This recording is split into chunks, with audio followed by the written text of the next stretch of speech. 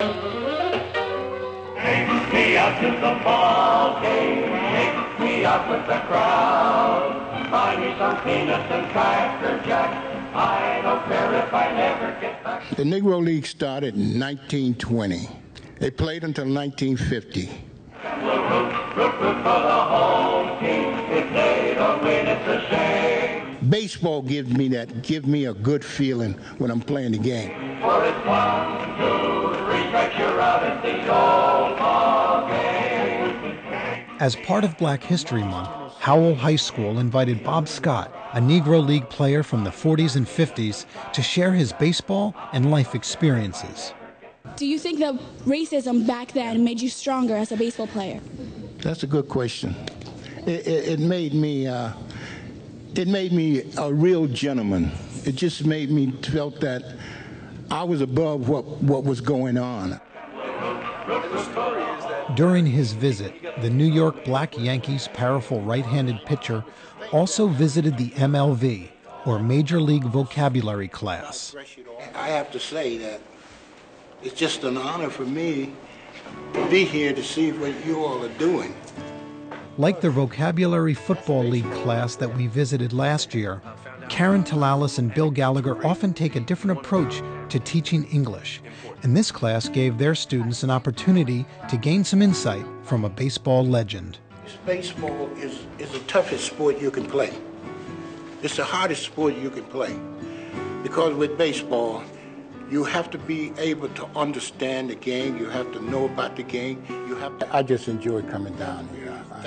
I think this is my third year, so they get an enjoyment out of it, and also they learn a lot about history. They're good kids, and they listen, and the things that I say to them, they seem to enjoy it.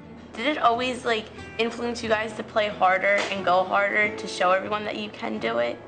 We just let that pass through the other side of our ears. It come in one side and go out the other one. And we're just here to play baseball. That's what we want to do. I think it's so phenomenal that he made it through all of this, and now Barack Obama's our president. Who would have thought back then they weren't able to play on a white team? They couldn't go into certain stores that we could go into, but now we have an African-American president, so I think it's great. It brings the history to life for them. Instead of just reading it, and kids have a tendency to think that things in the past are very, very distant, and they don't seem to make that connection. But when it comes to life for them and they realize that these are people that are still alive, that lived through those things, I think it's wonderful. What was your best moment in baseball? I think my best moment in baseball is when the league was just about over in 1950. Jackie Robinson picked an all-star team, and he picked me to play on his all-star team. And I got a chance to play with some of the greatest baseball players ever played on the field. Just hearing him talk about his experiences with his teammates, and like he was talking to us about how much love they had for each other and how they always had each other's backs. That really stuck with me.